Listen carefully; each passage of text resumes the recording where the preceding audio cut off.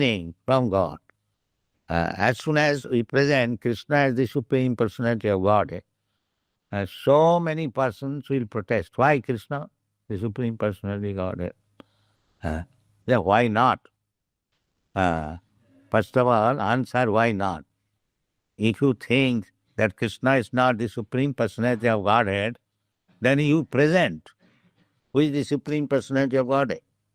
Either you do not know or you cannot present. If you do not know who is the Supreme Personality of Godhead, then take it from me, Krishna.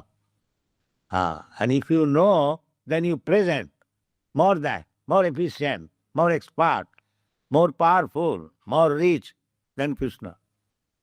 This is practically a challenge. So actually, it has been challenged and it has been scrutinizedly examined, and the verdict is Ishara Parama Krishna Sachidananda Vigraha Anadi Radi Do Sara. This has been decided. Nippon Nirnita. It is already considered and decided.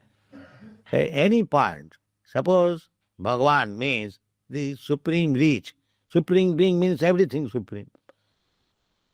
In richness, he is supreme. In bodily strength, he is supreme. In knowledge, he is supreme.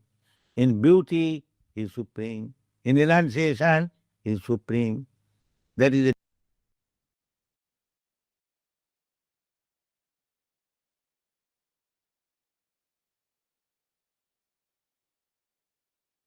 Rama Rama Hare Hare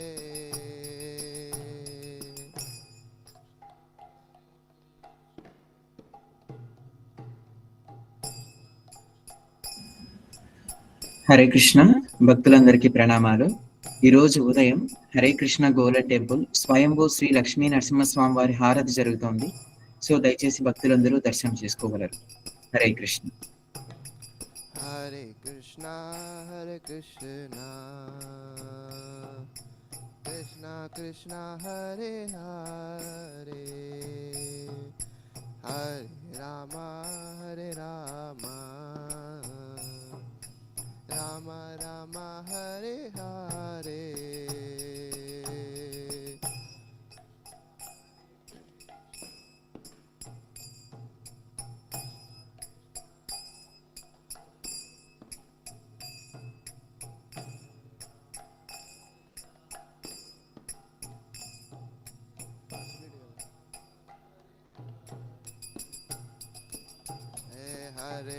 Hare Krishna Krishna Krishna Hare Hare Hare Ram Ram Ram Hare Hare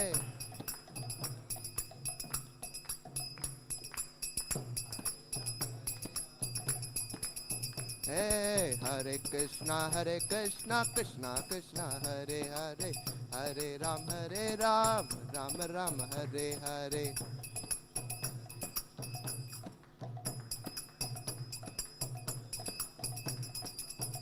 Jaya Radha Govinda Radha Govinda Radhe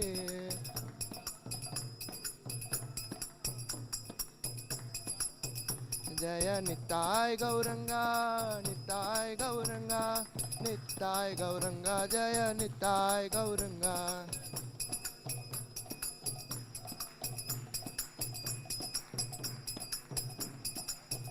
Jaya Lakshmi Narasimha Jaya Lakshmi Narasimha Lakshmi Narasimha Jaya Lakshmi Narasimha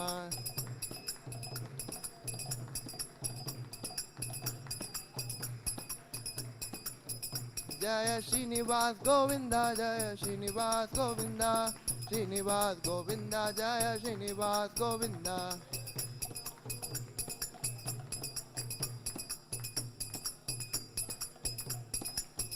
Jaya Vishwaguru Srila Prabhupada Vishwaguru Srila Prabhupada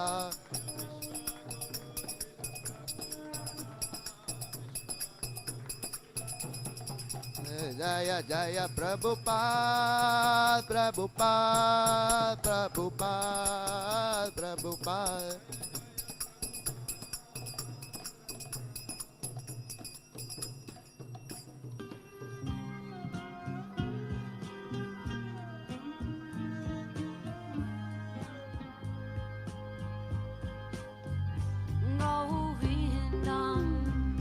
Adipurusham Tamaham Bhajami morning దర్శనం జరుగుతుంది. So దయచేసి భక్తులందరూ దర్శనం చేసుకోగలరు. హరే కృష్ణ.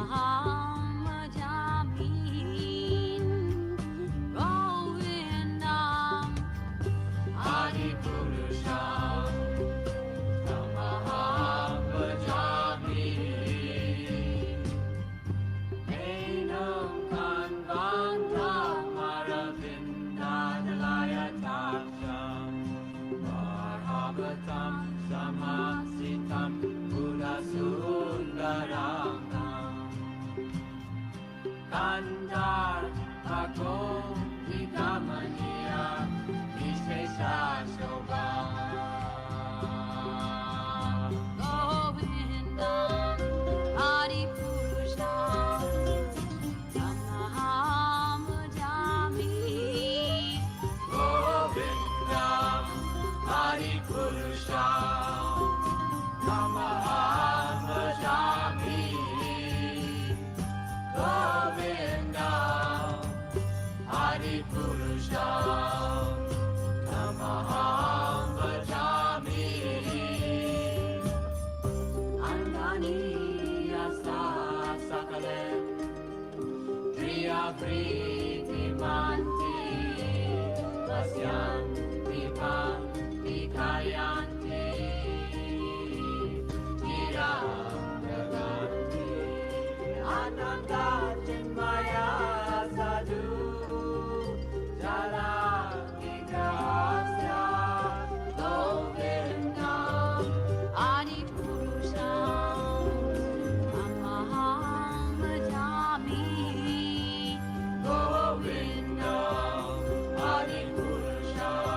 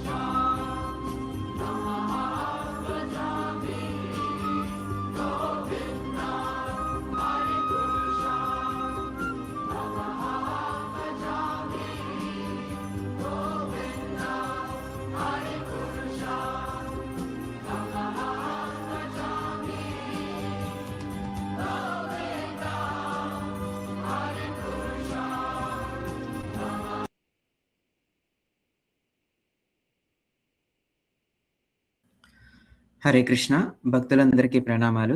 ఈరోజు ఐక్య విద్య సత్సంగ speaker Shri Tejasvi Chaitanyadasa Prabhu Hare Krishna golden టెంపుల్లో ఐక్య విద్య మరియు గీతా వాల్యూస్ ప్రోగ్రామ్స్ కి చీఫ్ ఆపరేషన్స్ ఆఫీసర్ గా సేవలు అందిస్తున్నారు. ఈరోజు క్లాస్ టాపిక్ భగవద్గీత 2వ అధ్యాయం. Hare Krishna Prabhu, over to you Prabhu. So, Prabhu, as usual, we'll start the session with prayers. Yes Prabhu. Om Ajnanatimirandasya ఓం అజ్ఞానతిమిరాంధస్య Jnananjanashalakaya జ్ఞానాం జనశలాకయా Chakshurunmilitam Yena చక్షురున్మిలితం యేన Tasmai Shri Gurave Namaha తస్మై శ్రీ గురవే నమః. Nama Om Vishnupadaya నమో ఓం విష్ణుపాదాయ Krishna Preshnaya Bhutale కృష్ణప్రేష్టాయ భూతలే Srimate Bhakti Vedanta శ్రీమతే భక్తి వేదాంత Swamin Iti Namine స్వామిన్ ఇతి నామినే. Namaste Saraswate Deve నమస్తే సారస్వతే దేవే Gauravani Pracharine గౌరవాణి ప్రచారిణే Nirvishesha Shunyavadi నిర్విశేష శూన్యవాది Paschatya Deshatarine పాశ్చాత్యదేశతారిణే.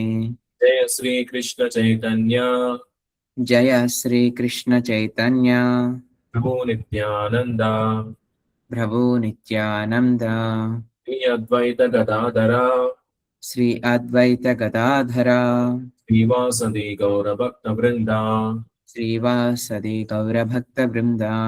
Hare Krishna Hare Krishna Hare Krishna Hare Krishna Krishna Krishna Hare Hare Krishna Krishna Hare Hare Hare Rama Hare Rama Hare Rama Hare Rama Rama Rama Hare Hare Rama Rama Hare Hare. Shri Radha Govind ki జై Sai Gaurang ki జై Lakshmi Narasimha Swami ki జై Prabhupada ki జై Hare Krishna Hare Krishna ప్రభు గీత. అందరికీ హరే కృష్ణ ప్రభు ధన్యవాద ప్రణామం. Hare Krishna. So క్రితం వారం వచ్చేసి ఈ భగవద్గీతలో 2వ అధ్యాయం 2వ శ్లోకం, మరి దానికి సంబంధించిన తాత్పర్యం మనం సగమే చర్చించాం. మిగిలిన సగం ఈ వారం మనం చర్చిద్దాం. మరి క్రితం వారం మనం చెప్పుకున్న విషయం వచ్చేసి, మరి ఏ శ్లోకం? కుటస్థ కష్మలమిదం విషమే సముపస్థితం అనార్య జుష్టమస్వర్గ్యం అకీర్తికరం అర్జున. ఇది శ్లోకం అన్నమాట. ఈ శ్లోకం గురించి మనం చర్చ అనేది చేసాం. అయితే ఇందులో వచ్చేసి దీని తాత్పర్యంలో మొదటి భాగంలో ప్రభుపాదుల వారు వచ్చేసి శ్రీకృష్ణ భగవానుడి గురించి చెప్తున్నారు అనమాట. ఎందుకంటే ఈ శ్లోకం నుంచే శ్రీకృష్ణ భగవానుడు ఇక భగవద్గీత చెప్పడం ఆరంభించాడు అనమాట. అయితే మరి భగవంతుడి లక్షణాల గురించి చెప్పడం మొదలు పెట్టారు. భగవంతుడికి సంబంధించి ఆరు రకాల ఐశ్వర్యాలు పరిపూర్ణంగా ఉంటాయి అన్నమాట. కేవలం ఒకసారి గుర్తు చేసుకోవడానికి మనం ఇంకొకసారి చూసుకుందాం. ఈ 6 ఐశ్వర్యాలు భగవంతుడికి సంపూర్ణంగా ఉంటాయి అన్నమాట. సమస్త సంపదలు, సమస్త శక్తి, సమస్త కీర్తి, సమస్త సౌందర్యం, సమస్త జ్ఞానం, సమస్త వైరాగ్యం. ఈ ఆరు విషయాలు ఏవైతే ఉన్నాయో ఈ మొత్తం 6టికి 6 పరిపూర్ణంగా ఉన్న వ్యక్తిని మాత్రమే భగవంతుడు అనేసి అంటారనమాట. ఈ 6 లక్షణాలు వచ్చేసి శ్రీకృష్ణ భగవానుడికి పరిపూర్ణంగా ఉన్నాయి. మరి మామూలు జీవుల పరిస్థితి చూసుకుంటే వాళ్ళకి ఈ 6 లక్షణాల్లో 1, 2 అది కూడా పూర్తిగా ఉండవు, కొంత మేరకు ఉంటాయి అన్నమాట. మరి వాళ్ళని మనం భగవంతుడు అని చెప్పేసి మనం చెప్పలేం. ఓకే, ఇక తర్వాత వచ్చేసి ఇంకా శ్రీకృష్ణ భగవానుడి గురించి ఇంకా మన గురువు గారు ఏం చెప్తున్నారంటే, మరి బ్రహ్మదేవుడు కావచ్చు, శివుడు కావచ్చు, నారాయణుడు కావచ్చు, మరి వారందరూ కూడా శ్రీకృష్ణుడితో సమానంగా సంపూర్ణ విభూతులను కలిగి ఉండరు అనేసి చెప్తున్నారు అనమాట. మరి సరే, బ్రహ్మదేవుడు శివుడు అంటే మనం అర్థం చేసుకోవచ్చు. నారాయణుడు వచ్చేసి మరి భగవంతుడి యొక్క అంశే కదా, అంటే మరి భగవంతుడు అవతారమే కదా. మరి నారాయణుడికి అన్ని విభూతులు ఉండకపోవడం ఏంటని చెప్పేసి మనకు ఒక రకమైన అనుమానం రావచ్చు. మరి భగవంతుడికి ఉన్న అన్ని లక్షణాలు, అంటే శ్రీకృష్ణ భగవానుడికి ఉన్న అన్ని లక్షణాలు నారాయణుడికి ఉండవు అనమాట. ఓకే, మరి ఆ సందర్భంగా ఈ లైన్ అనేది రాయడం జరిగింది. ఓకే, మరి ఇక శ్రీకృష్ణ భగవానుడి గురించి మరి స్వయంగా బ్రహ్మదేవుడు ఏమని చెప్పాడు? ఈశ్వర పరమః కృష్ణ సచ్చిదానంద విగ్రహ అనాదిరాదిర్ గోవింద సర్వకారణ కారణం. మరి భగవాను లక్షణాలతో కూడిన వ్యక్తులు అనేకం ఉండొచ్చు.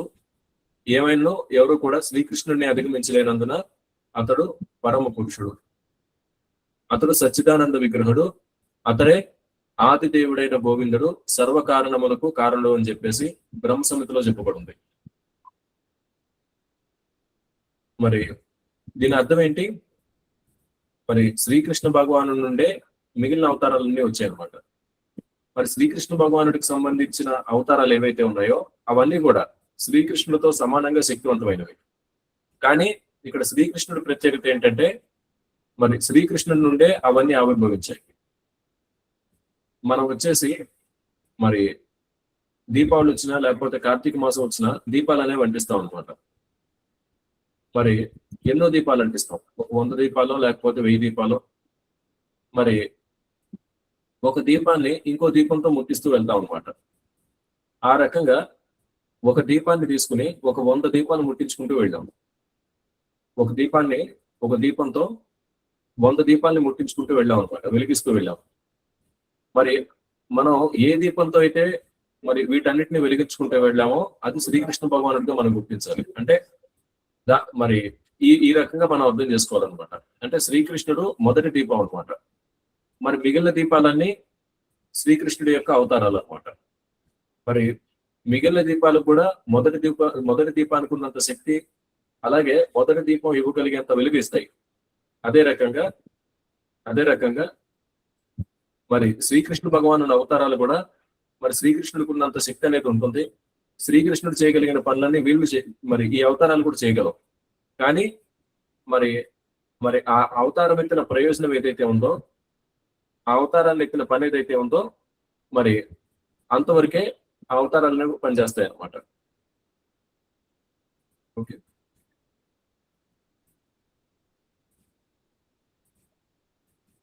సో శ్రీమద్ భాగవతంలో కూడా దేవదేవుని పలు అవతారాలు పట్టిక అందించబడను. కానీ శ్రీకృష్ణుడు స్వయం దేవాది దేవునిగా వర్ణించబడను. అతని నుండియే అనేక అవతారాలు మరియు స్వాంశ రూపాలు విస్తరించును. మరి శ్రీకృష్ణ భగవాను నుండే అన్ని అవతారాలు వస్తాయి అన్నమాట. ఓకే, దీనికే మనం ఎగ్జాంపుల్ అనేది మనం డిస్కస్ చేసాం ఇప్పుడు. అయితే మరి ఇక్కడ చూసుకుంటే శ్రీకృష్ణ భగవానుడు ఆది పురుషుడు మరియు పరతత్వ స్వరూపుడు. అతడే పరమాత్మకు నిరాకార బ్రహ్మములకు మూలతత్వం అన్నారు.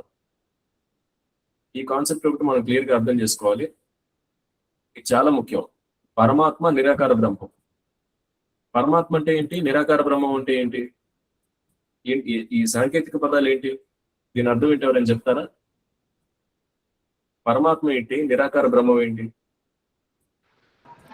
అంటే ప్రభు భగవంతుడు కృష్ణ ప్రభు పరమాత్మ అంటే హృదయంలో ఉంటాడు ప్రభు. బ్రహ్మ జ్యోతి భగవంతుడి నుంచి హృదయంలో ఉంటాడు పరమాత్మ. ఓకే, సో ఇప్పుడు 2 సమాధానాలు వచ్చాయి. ఒక మాతాజీ వచ్చి బ్రహ్మజ్యోతి అని చెప్పారు, ప్రభువులు వచ్చేసి పరమాత్మ అంటే మరి హృదయంలో ఉంటాడని చెప్పారు. Yes, correct. ఈశ్వర సర్వభూతాన హృద్దేశే అర్జున తిష్టతి అనేది ఒక శ్లోకం. ఇంకొకటి వచ్చేసి సర్వస్య చాహం హృది సన్నివిష్టం, ఇది ఇంకో శ్లోకం. అలాగే ఈ భగవంతుడికి సంబంధించిన ఈ పరమాత్మ లక్షణం అనేది చెప్పడానికి ఇంకా వేరే వేరే శ్లోకాలు కూడా ఉన్నాయన్నమాట విత్ ఇన్ భగవద్గీత. అందులో ఒక రెండింటిని మనం ఇక్కడ ప్రస్తావించుకున్నాం అంతే. మరి పరమాత్మ నిరాకార బ్రహ్మం అవేంటి మనం ఒకసారి చూసి అర్థం చేసుకునే ప్రయత్నం చేద్దాం. ఇప్పుడు ఇక్కడ చూసుకుంటే ఇది బ్రహ్మ సంహితకు సంబంధించిన ఒక పిక్చర్ అన్నమాట. ఇది ఒక పిక్చర్. మరి ఇక్కడ చూసుకుంటే కనుక ఇందులో మనం ఎక్కడున్నాం అయ్యా అంటే మనం ఎక్కడున్నాం అక్కడికి వెళ్ళిపోదాం.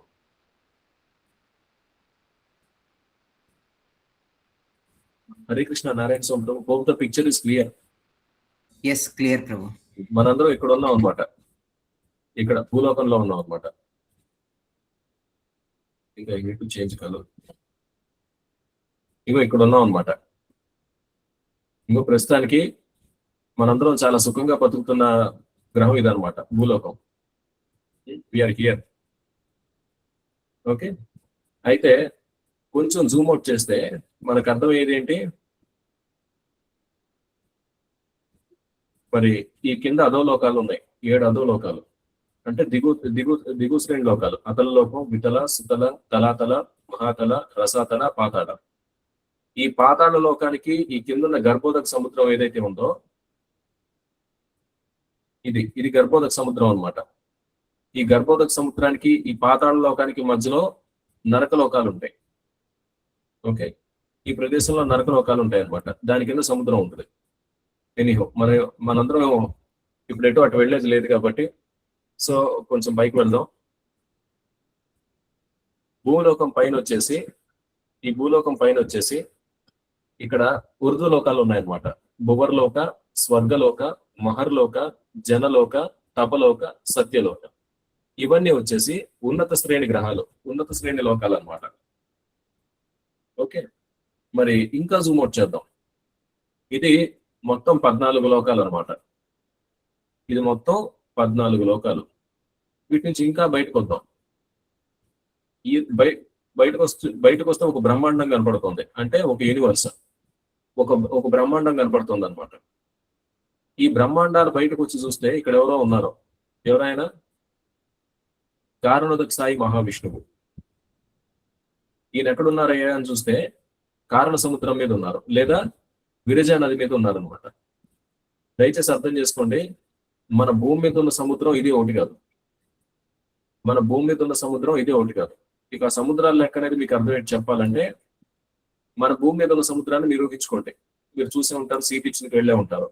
ఇది భూమి, ఈ భూమి మీద ఉన్న సముద్రం ఎంత అనేది మీరు ఒకసారి ఊహించుకోండి. అయితే ఈ 14 లోకాల కింద గర్భోదక సముద్రం ఉందన్నమాట. ఓకే, ఇగో ఇక్కడ ఉండేదంతా గర్భోదక సముద్రం. అంటే మన భూమి మీద ఉండే ఉప్పు నీటి సముద్రం ఏదైతే ఉందో, మరి ఆ ఉప్పు నీటి సముద్రంతో పోల్చుకుంటే ఈ గర్భోదక సముద్రం వచ్చేసి కొన్ని లక్షల కోట్ల రెట్లు పెద్దదన్నమాట. మన భూగ్రహం వచ్చేసి అదొక చిన్న అణువుతో సమానం. మరి దీని మీద ఉండే సముద్రానికి, ఇదంతా ఉండే సముద్రానికి చాలా తేడా ఉంది. గర్భోదక సముద్రంలో ఉండే నీటికి, మరి భూగ్రహం మీద ఉండే సముద్ర నీటికి అసలు ఏమాత్రం పొంతలు ఉండదు అని మనం అనుకుంటే, ఇప్పుడు ఒకసారి ఈ గర్భోదక సముద్రం నుంచి బయటకు వద్దాం. ఇది ఒక బ్రహ్మాండం, అంటే ఒక బ్రహ్మాండంలో ఒక గర్భోదక సముద్రం ఉంది. ఈ బ్రహ్మాండాలన్నీ ఈ కారణ సముద్రం మీద తేలుతున్నాయి అన్నమాట. అంటే ఈ కారణ సముద్రం ఎంత పెద్దది అనేది ఊహించుకోండి. మన భూమి మీద ఉండే సముద్రం ఈ కారణ సముద్రంతో పోల్చుకుంటే ఎంత చిన్నది, మరి అసలు ఎంత మాత్రం లెక్క, మరి కొలవలేనంత చిన్నదనమాట. అటువంటి కారణ సముద్రం మీద కారణోదక సాయి మహావిష్ణువు ఉంటాడనమాట. అతని చర్మపు రంధ్రాల్లోంచి ఈ అనంత విశ్వాలన్నీ వస్తుంటాయి. మరి ఈ రకంగా అతని చర్మపు రంధ్రాల్లోంచి ఒక్కొక్క విశ్వం వస్తున్నప్పుడు ప్రతి విశ్వంలోకి ఆయన గర్భోదక సాయి విష్ణువుగా ప్రవేశిస్తాడు. ఆ గర్భోదక సాయి విష్ణువు బొడ్డు నుండి బ్రహ్మదేవుడు వస్తాడనమాట. ఇది అందరికి అర్థమైందా?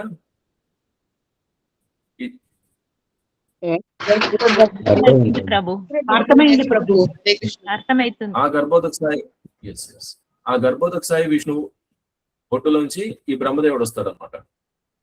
మరి ఒక బ్రహ్మాండంలోకి గర్భోదక సాయి విష్ణువు వచ్చాడు. అయిపోయిందా? ఇంకా అయిపోలేదు. ఆ బ్రహ్మాండంలో ప్రతి అణువులోకి ఇంకొక విష్ణువు ప్రవేశిస్తాడు. ఎవరా విష్ణువు? ఈ విష్ణువు క్షీరోదక విష్ణువు అన్నమాట. అండాంతరస్థ పరమాణు చయాంతరస్థం గోవిందమాది పురుషం తమహం భజామి. ప్రతి అణువులోకి మరి విష్ణుమూర్తి ప్రవేశిస్తాడు అనమాట. అతన్ని పరమాత్మ అంటారు. మనలాంటి సాధారణ జీవులకు పరమాత్మ ఎవరయ్యా అంటే క్షీరోదక సాయి విష్ణువు. మరి మన హృదయంలో ఉండే పరమాత్మ ఎవరు? క్షీరోదక్షాయ విష్ణువు. ప్రతి అణువులో క్షీరోదక్షాయ విష్ణువు. కానీ మరి ఒక బ్రహ్మాండంలో అంటే మనకు పరమాత్మ ఎవరయ్యా అంటే క్షీరోదక్షాయ విష్ణువు. మరి ఒక బ్రహ్మాండానికి పరమాత్మ ఎవరయ్యా అంటే గర్భోదక్షాయ విష్ణువు. మొత్తం భౌతిక ప్రపంచానికి పరమాత్మ ఎవరయ్యా అంటే కారణోదక్షాయ విష్ణువు అన్నమాట. దీన్ని ఇన్ని స్థాయిల్లో మనం అర్థం చేసుకోవచ్చు. ఇక తర్వాత ఇదంతా భౌతిక ప్రపంచం. ఈ కారణ జలం ఏదైతే ఉందో, ఈ కారణ సముద్రం, ఇదంతా భౌతిక ప్రపంచమే. దీనిపైన చూసుకుంటే మీరందరూ బాగా హరే కృష్ణ మహామంత్రాన్ని జపం చేశారు. తర్వాత ఇక శరీరం వదిలిపెట్టారు. మరి భగవంతుని గుర్తు చేసుకుంటూ శరీరం వదిలిపెట్టారు. ఇదిగో హరే కృష్ణ మహామంత్రం జపం చేసుకుంటూ ఈ రకంగా మీరు భౌతిక ప్రపంచం నుంచి బయటపడ్డారు. మరి భౌతిక ప్రపంచం నుంచి బయటపడి ఆధ్యాత్మిక ప్రపంచానికి వెళ్ళేటప్పుడు మరి ఈ బ్రహ్మజ్యోతిని దాటుకుని వెళ్ళాలన్నమాట. మీరు ఈ కారణ సముద్రాన్ని దాటి బ్రహ్మజ్యోతి దగ్గరికి వచ్చారు. ఈ బ్రహ్మజ్యోతి వచ్చేసి శ్రీకృష్ణ భగవానుడి యొక్క దేహకాంతి అన్నమాట. మన సూర్యుడి కాంతిగా మన భౌతిక ప్రపంచం వచ్చేసి, భౌతిక ప్రపంచంలో వచ్చే కాంతి వచ్చేసి అది శ్రీకృష్ణ భగవానుడి కాంతి అనమాట. అంటే దాన్ని అప్పుగా తీసుకుని భౌతిక ప్రపంచంలో కాంతి అనేది వస్తుంది. మరి ఈ బ్రహ్మజ్యోతి వచ్చేసి శ్రీకృష్ణ భగవానుడి కాంతి అనమాట, శరీర కాంతి. దాన్ని కూడా దాటితే మరి మీరు ఆధ్యాత్మిక ప్రపంచంలో ప్రవేశిస్తారు.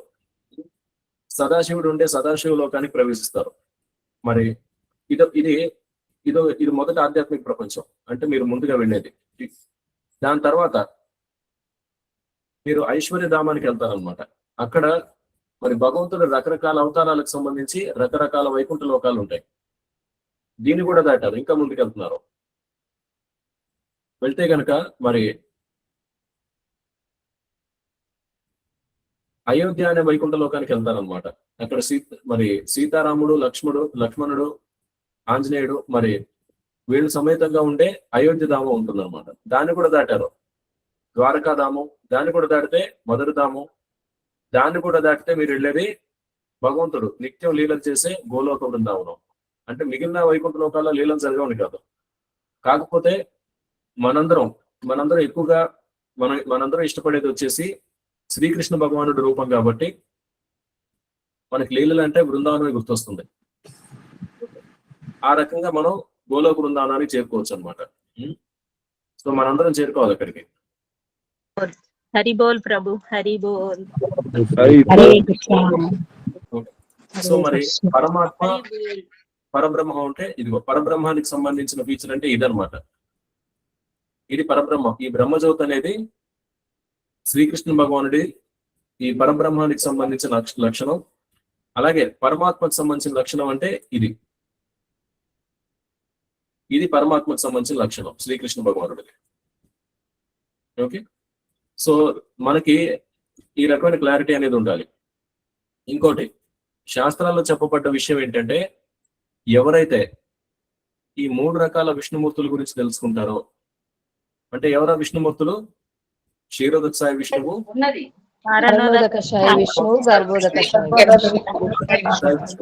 ఈ ముగ్గురు. ఎవరైతే ఈ ముగ్గురు విష్ణుమూర్తుల గురించి తెలుసుకుంటారో వారు ఈ భౌతిక జనన మరణ చక్రం నుంచి బయటపడతారని శాస్త్రాల్లో స్పష్టంగా చెప్పబడింది. కేవలం భగవంతుడి గురించి మీరు తెలుసుకోవడం ద్వారా భౌతిక ప్రపంచం నుంచి మీరు బయటపడతారు. హరి బోల్, హరి బోల్ ప్రభు. హరి బోల్, హరి హరి దివ్యం ఏవన్యో వెట్టి తత్వతః త్యక్త్వా దేహం పునర్జన్మ నైతి మామేతి సోర్జున. అంటే ఎవరైతే భగవంతుడి యొక్క లీలల్ని అలాగే భగవంతుడి యొక్క ఆవిర్భావాన్ని సరిగ్గా అర్థం చేసుకుంటాడో ఆ వ్యక్తికి పునర్జన్మ అనేది ఉండదు. అదే త్యక్త్వా దేహం పునర్జన్మనైతి అనేసి ఆ శ్లోకంలో చెప్పబడింది. కాబట్టి ఈ శాస్త్రాలు చదువుకోవడం చాలా ముఖ్యం. మీరు చదువుకున్న దాన్ని 10 మందికి చెప్తే మీరు మాత్రమే కాదు, వాళ్ళు కూడా భౌతిక బంధనాల నుంచి బయటపడతారనమాట.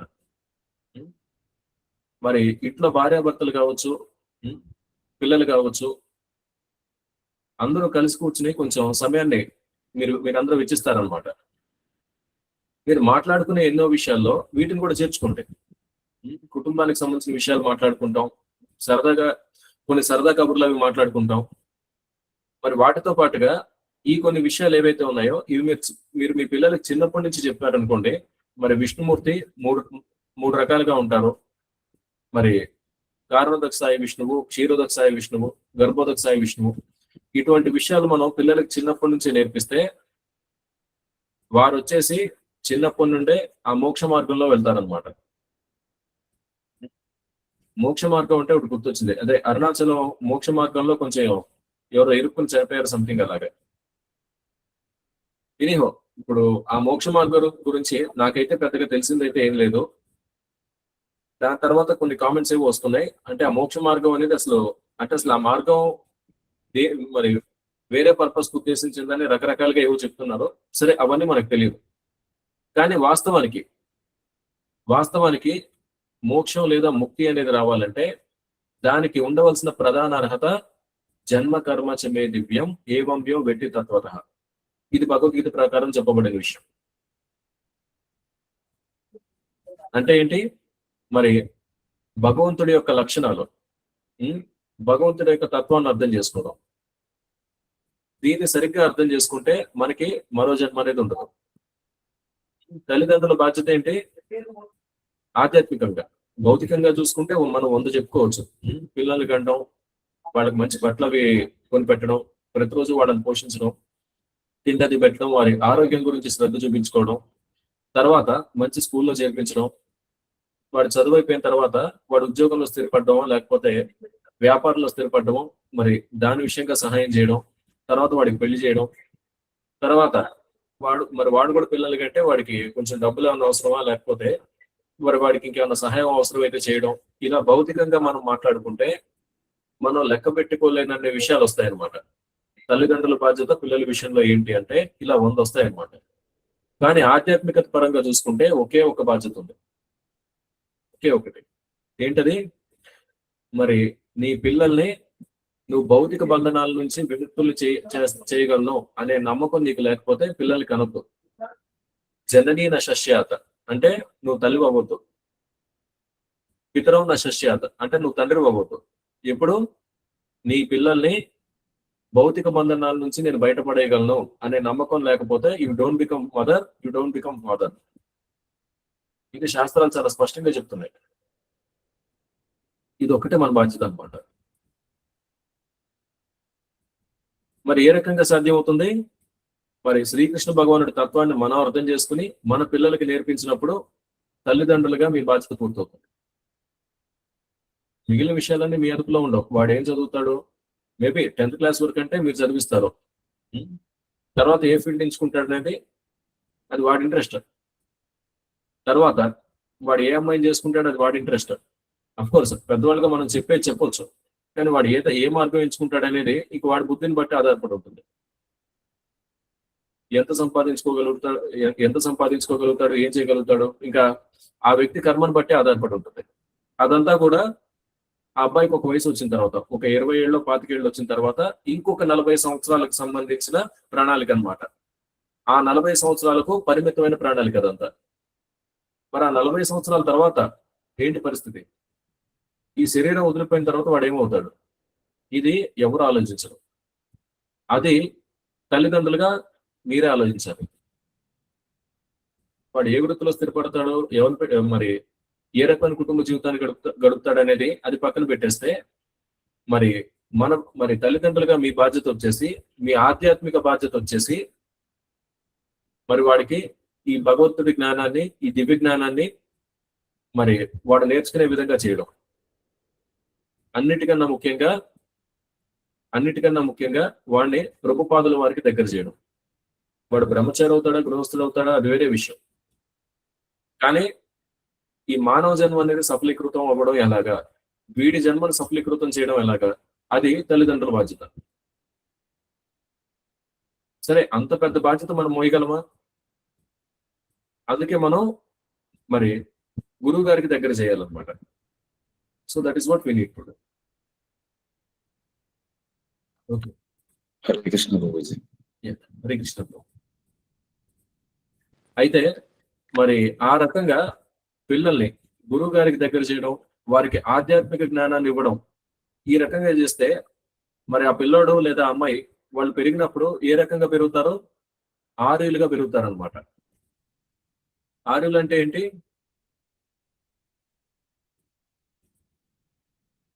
ఈ లైన్ ఎవరైనా చదువుతారా? ఆత్మతత్వం తెలిసిన వాళ్ళు ప్రభు. Very good.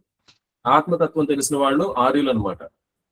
ఇప్పుడు ఇక్కడ చూసుకుంటే కనుక మరి జీవితానికి సంబంధించిన విలువలు తెలిసి అలాగే ఆత్మజ్ఞానంపై ఆధారపడే వాళ్ళని ఆర్యులు అంటారనమాట. ఆర్యులు ద్రవిడులు అని చెప్పేసి ఏదో ఒక కల్పిత సిద్ధాంతాన్ని తీసుకొచ్చారు. అంటే మరి రాజకీయం చేయాలంటే మరి ఏదో ఒకటి కల్పించాలి. మరి ఒక 100 మంది మనుషులు ఉన్నారంటే వాళ్ళందరూ ప్రశాంతంగా సామరస్యంగా సోదర భావంతో బతికితే నేను నా రాజకీయాలు చేసుకోలేను, నా జన్మలో నేను నాయకుడిని కాలేను. ఏదో ఒక రకంగా వీళ్ళందరూ కొట్టుకుని కొన్ని వివాదాలు అయితే మరి అందులో ఎక్కువ మంది జనాలు ఏ పక్షాన ఉన్నారో ఆ పక్షాన్ని నేను పోరాడి మరి లేని నాయకత్వాన్ని సృష్టించుకోవడమే రాజకీయం అనమాట. బేసిక్ గా ఈ రోజుల్లో అయితే అదే అనమాట.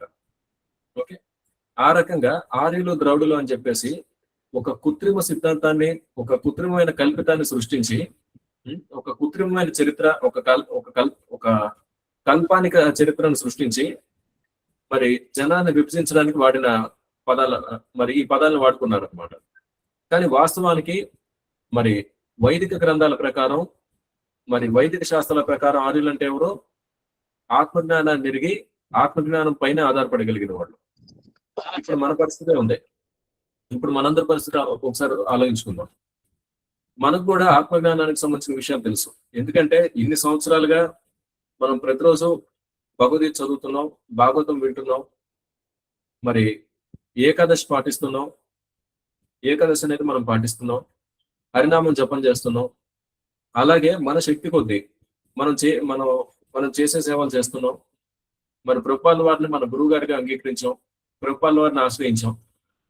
మరి ఈ రకంగా మనకి కొన్ని ఆత్మజ్ఞానానికి సంబంధించిన విషయాలు తెలుసు. ఓకే, మరి తెలిసినప్పటికీ అందులో మనం అన్ని పాటించడం లేదు, కొన్నిటి వరకే మనం పాటిస్తున్నాం. ఉదాహరణకి ప్రారంభంలో ఉన్న వాళ్ళు ఏకాదశి పాటించరు. ఏకాదశి రోజు ధాన్యం తినకూడదని అందరికీ తెలిసి, కానీ కొంతమంది ఏకాదశి పాటించరు, వాళ్ళు ధాన్యం తినేస్తారు. అంటే అది ఆత్మజ్ఞానాన్ని ఎరిగి ప్రవర్తించడం కాదు. ఇక రెండవది మరి సరే, ఇక రెండవ స్థాయి ఏకాదశి పాటిస్తారనమాట. ఏకాదశి రోజు మరి ఉపవాసం పాటిస్తారు, అంటే ధాన్యం కాని పదార్థాలు వాళ్ళు తీసుకుంటారు. అయితే మరి రెండవ స్థాయిలో చూసుకుంటే ఆచార్యుల తిరోభావ దినోత్సవం లేదా ఆచార్యుల ఆవిర్భావ దినోత్సవం, ఆ రోజు కూడా మన ఉపవాసం అనేది ఉండాలన్నమాట. అంటే ఒక పూట ఉపవాసం ఉండి మరి ఆ సమయం పూర్తయిన తర్వాత మనం ప్రసాదం తీసుకోవచ్చు. అది పరిస్థితి. మరి ఈ స్థాయిలో చూసుకుంటే వీళ్ళు ఇవి పాటించరు అనమాట. అంటే ఆచార్యుల తిరోభావ దినోత్సవం రోజు లేకపోతే ఆచార్యుల ఆవిర్భావం దినోత్సవం రోజు వాళ్ళు ప్రసాదం తినేస్తారు. ఆ రోజు స్ట్రిక్ట్ గా ఉపవాసం అనేది వీళ్ళు పెట్టుకోవడం. అంటే ఒక స్థాయిలో ఆత్మజ్ఞానాన్ని పాటిస్తున్నారు, ఏకాదశి రోజు ఉపవాసం చేయడం అనేది. కానీ ఇంకొక స్థాయిలో వచ్చేసి వాళ్ళు పూర్తి ఆర్యులుగా వాళ్ళు ప్రవర్తించడం లేదు. సరే, ఇంకా కొంతకాలం జపం చేశారు, తర్వాత మరి గురువుల ఇంపార్టెన్స్ అనేది వాళ్ళు అర్థం చేసుకున్నారు. ఇప్పుడు ఇది కూడా పాటించడం మొదలు పెట్టారు. అంటే ఆచార్యుల తిరోభావ దినోత్సవం లేదా ఆవిర్భావ దినోత్సవం ఆ రోజు కూడా ఉపవాసం చేయడం అనేది మొదలు పెట్టారు. అంటే దేహాన్ని, ఇంద్రియాల్ని అదుపు చేసుకోవడం మొదలు పెట్టారు. ఇది మనం అర్థం చేసుకోవాలి. మనసు ఏం చెప్తే అది చేయడం లేదు, మనసు ఏం చెప్తే అది చేయడం లేదనమాట. అటువంటి వ్యక్తిని ఆర్యులు అంటారు. అంటే ప్రారంభంతో పోల్చుకుంటే ఇప్పుడు ఎక్కువ ఆర్యులయ్యారు, ఇప్పుడు ఎక్కువగా ఆర్యులయ్యారు, ఇప్పుడు ఈ స్థాయి దాటేశారు. తర్వాత స్థాయికి వెళ్ళారనమాట. ఇక తర్వాత స్థాయి చూసుకుంటే మరి తర్వాత స్థాయికి వెళ్తే మరి ఇప్పుడు పరిస్థితి ఏంటి? ఈ ఇంద్రియ నిగ్రహం ఏదైతే ఉందో దీన్ని ఇంకా స్ట్రిక్ట్ గా ఫాలో అవడం మొదలు పెట్టారనమాట. అంటే ప్రారంభంలో వచ్చేసి ప్రసాదాన్ని విపరీతంగా తీసుకోవాలి కూడా, దట్ ఈస్ రిక్వైర్డ్. ఇక తర్వాత పరిస్థితి వచ్చేసి ఏంటి? ఇంద్రియ నిగ్రహాన్ని మరింతగా పాటించడం మొదలు పెట్టారు. అంటే మరి మనం చేసేది ఫిజికల్ వర్క్ కాదు కాబట్టి, మనం చేసేది ఎక్కువ శారీరక శ్రమ కాదు కాబట్టి, మరి తీసుకునే ఆహారాన్ని ఎంతవరకు అవసరం అంతవరకే తీసుకోవడం మొదలు పెట్టారు. ఓకే, మరి మొదటి 2 స్థాయిల్లో వచ్చేసి పొద్దున్నే లేచేవాళ్ళు కాదు. మరి ఈ 3వ స్థాయిలో వచ్చేసి తెల్లారుజామున లేచి, మరి తెల్లారుజామున నిద్ర లేచి భగవంతుడికి హారతి ఇవ్వడం అనేది మొదలు పెట్టారు అనమాట. అంటే ఇంకాస్త ఎక్కువ ఆర్యులుగా తయారవడం మొదలు పెట్టారు.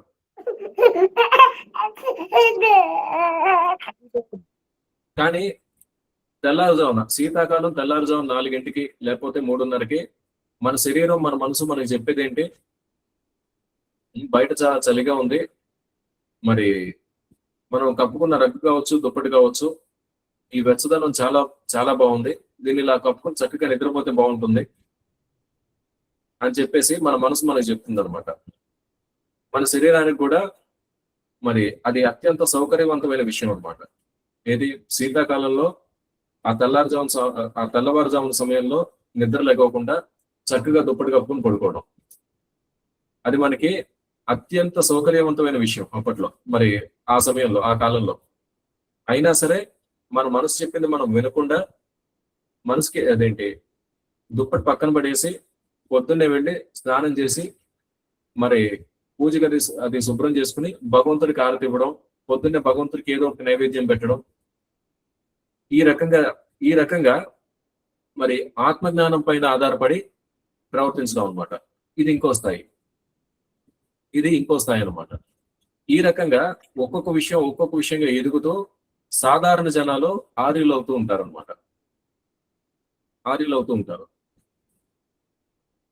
ఓకే, మరి అర్జునుడు స్థాయి చూసుకుంటే మరి అతను ఏ స్థాయి ఏంటి? అర్జునుడు వచ్చేసి ఒక చిన్న చితక స్థాయి కాదు, ఒక సాధారణ వ్యక్తికి ఉండే మనస్తత్వం కూడా కాదు. మరి అర్జునుడు ఒకసారి స్వర్గలోకానికి వెళ్ళినప్పుడు ఒక అప్సరస్ వచ్చి మరి నువ్వు కావాలంటే శారీరకంగా నన్ను అనుభవించవచ్చు, నాతో సుఖపడవచ్చు అని చెప్పేసి చెప్తుంది. అర్జునుడు ఒప్పుకోడు. బంధురికం ప్రకారం చూసుకుంటే నువ్వు నాకు అమ్మమ్మ అవుతావు. మరి అర్జునుడు వచ్చేసి మహాభక్తుడు అనమాట, క్షత్రియుడే అవ్వడానికి. మరి ఏదో భౌతిక బుద్ధితో చూస్తే అర్జునుడు ఒక క్షత్రియుడు, ఒక రాజవంశీకుడు. ఇతరత్ర రాజవంశీకులు అయితే ఇవన్నీ ఆలోచించరు. ఒక అందమైన అమ్మాయి వచ్చి అనుభవించమందంటే వాళ్ళు ఆగరు. కానీ అర్జునుడు అలా కాదు. మరి ఒక భక్తుడిగా, అలాగే ఒక ఆత్మజ్ఞానం కలిగిన వ్యక్తిగా ఇక్కడ విచక్షణాధికారాన్ని ఉపయోగించాడు అనమాట. అప్సరస్ కోపం వచ్చి అర్జునుడిని శపించింది, నువ్వు ఒక నపుంసకుడు అయిపోవని చెప్పేసి. తర్వాత దాన్ని కూడా అర్జునుడు ఆ శాపాన్ని కూడా మరి తన అడ్వాంటేజ్ కోసం వేరే సందర్భంలో వాడుకున్నాడు.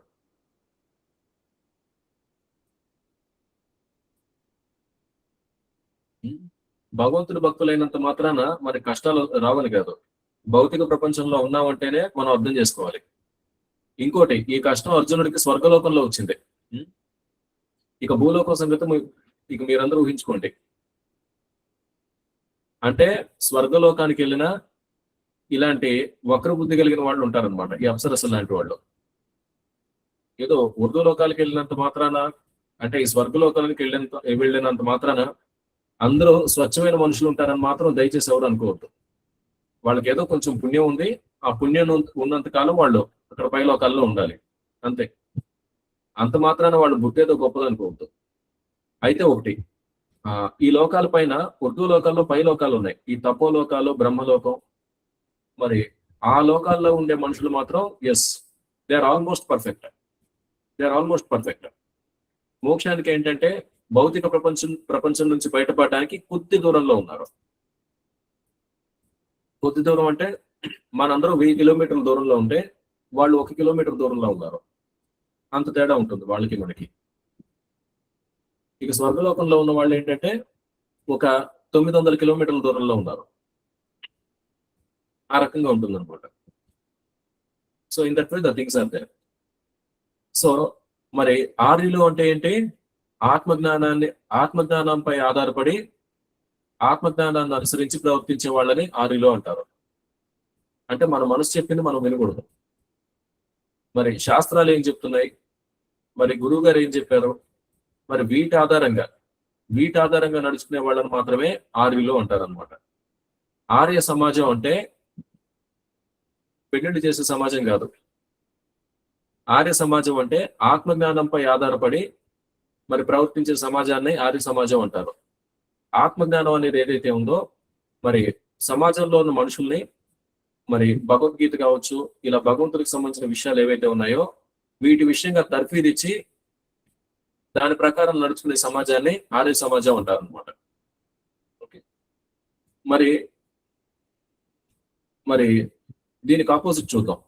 దీనికి ఆపోజిట్ ఇదనమాట.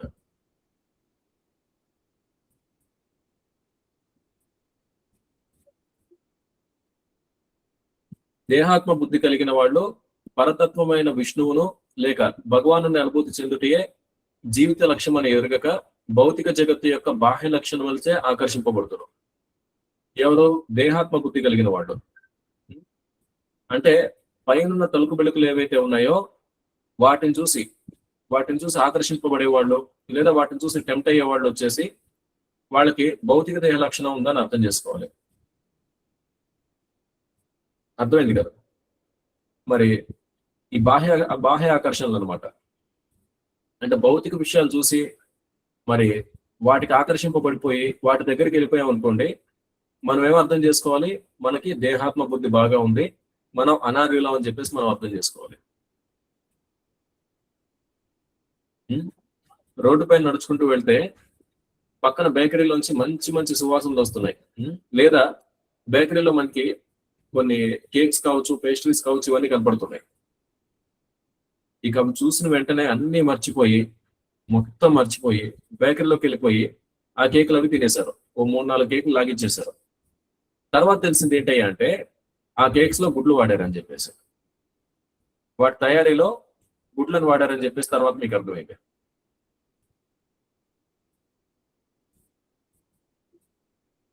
కానీ ఒక్కసారి ఆ కేక్స్ చూసిన వెంటనే మీరు అన్ని మర్చిపోయారు. అంటే మరి నాలుకను సంతృప్తి పరుచుకోవాలి అనే ఒక నిశ్చయం ఏదైతే ఉందో, ఒక దేహాత్మ నిశ్చయం ఏదైతే ఉందో, శారీరక నిశ్చయం ఏదైతే ఉందో, దాని మూలంగా మీకున్న జ్ఞానం మొత్తం మర్చిపోయారు అనుకోండి. మరి ఆ రకమైన లక్షణం ఉన్న వాళ్ళకి భగవంతుడు అర్థం కాదు. మన ఇంద్రియాలు ఏవైతే ఉన్నాయో ఇంద్రియ భోగం కోసం పనిచేసే వ్యక్తులకి భగవంతుడు అర్థం కాడు. మరి అటువంటి వాళ్ళకి ముక్తి అంటే ఏంటో తెలియదు. మరి ఏం తెలుసు? స్వర్గం నరకం అంతే తెలుసు, అంతకుమించి ఇంకేమీ తెలియదు. అందుకే మరి ఈ అబ్రహామిక మతాలకి స్వర్గం నరకం తప్ప ఇంకేమీ తెలియదు. అయితే స్వర్గం లేకపోతే నరకం, మా దేవుడిని నమ్ముకుంటే శాశ్వత స్వర్గం, లేకపోతే శాశ్వత నరకం, అంతకుమించి వాళ్ళకి ముక్తి అంటే ఏంటో తెలియదు. They will not be able to know all these things.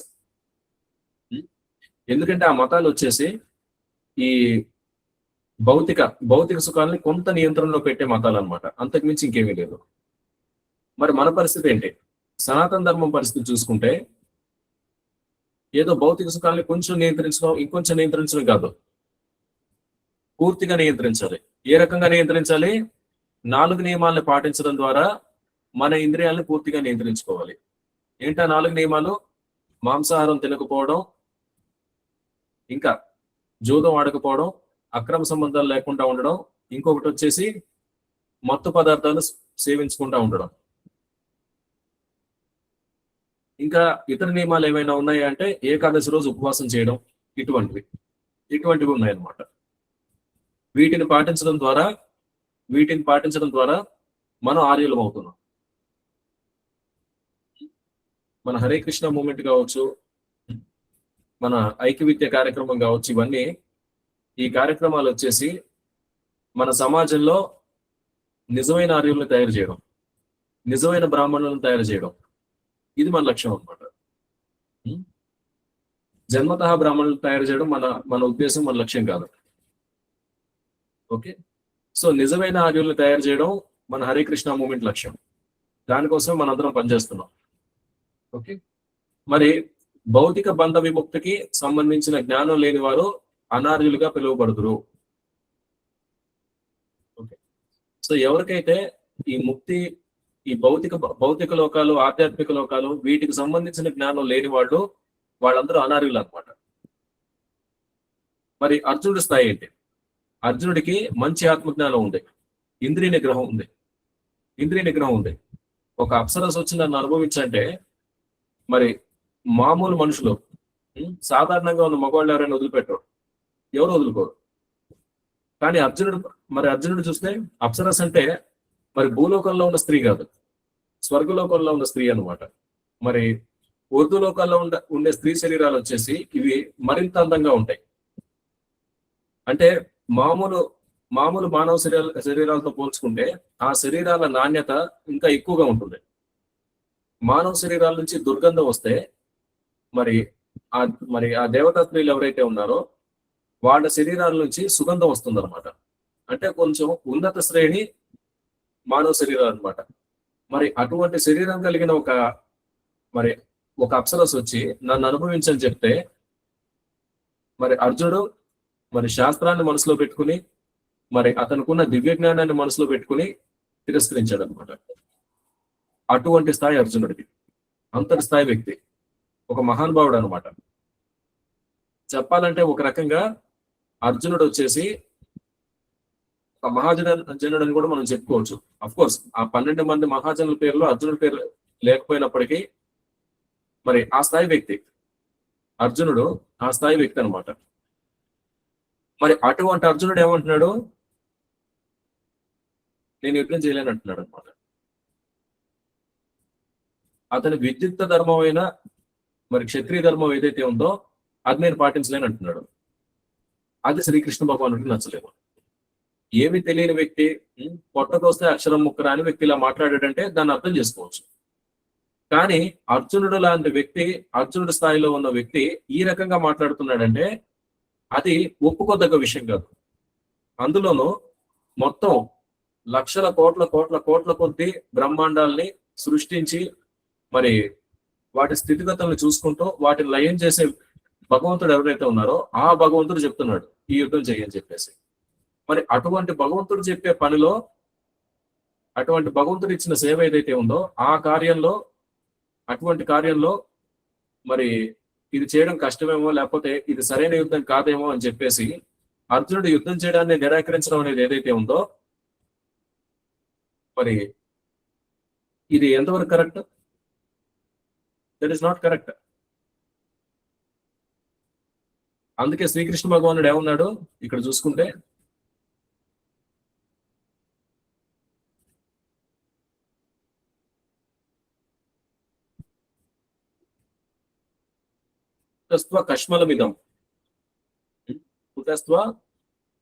కష్మలమిదం అన్నాడు. అంటే దాని అర్థం ఏంటి? నీలో ఈ కల్మషాలు ఎక్కడి నుంచి వచ్చాయి? ఇంకా ఏమన్నాడు? అనార్యజుష్టం అస్వర్గ్యం. బాబు ఇది ఆర్యులు చేయవలసిన పని కాదు, ఆర్యులు మాట్లాడాల్సిన మాటలు కావు అనేసి శ్రీకృష్ణ భగవానుడు చెప్తున్నాడు అనమాట. అదొకటే కాదు, అకీర్తికరం. ఇది నీకు ఏ రకంగానూ కీర్తి తీసుకురాదు, నీకు అపకీర్తిని తెచ్చిపెడుతుంది అర్జున అని చెప్పేసి కృష్ణుడు బలంగా చెప్తున్నాడు అనమాట. ఇది ఇక్కడ మనం అర్థం చేసుకోవాల్సింది. ఓకే, సో ఈరోజు సెషన్ లో వచ్చేసి మనం ఆర్యుడు అంటే ఎవరు, అనార్యుడు అంటే ఎవరు అనేది మనం తెలుసుకున్నాం. ఇంకా ఆర్యుడు అంటే మరి దివ్య జ్ఞానం అనేది ఏదైతే ఉందో, లేదా ఆధ్యాత్మిక జ్ఞానం అనేది ఏదైతే ఉందో దాన్ని అనుసరించి జీవితంలో నిర్ణయాలు తీసుకునే వాళ్ళని, దాన్ని అనుసరించి ప్రవర్తించే వాళ్ళని ఆర్యులు అని చెప్పేసి మనం ఈరోజు అర్థం చేసుకున్నాం. ఓకే, ఇక శ్రీకృష్ణ భగవానుడి గురించి మరి క్రితం వారం చెప్పుకున్న దానికి కొనసాగింపుగా పరమాత్మ తత్వం అంటే ఏంటి, మరి అలాగే నిరాకార బ్రహ్మం అంటే ఏంటనేది తెలుసుకుందాం అనమాట. Okay, so this is the session for today. ఎవరికైనా ఏమైనా సందేహాలు ఉంటే you can please ask, I will try to answer. Hare Krishna. భక్తులకు ఎవరికైనా సందేహాలు ఉంటేనా దయచేసి హ్యాండ్ రైజ్ చేయగలరు. హరే కృష్ణ. మల్లికార్జున్ రెడ్డి ప్రభు, మీ సందేహాన్ని అడగండి ప్రభు. హరే కృష్ణ ప్రభు. హరే కృష్ణ ప్రభు.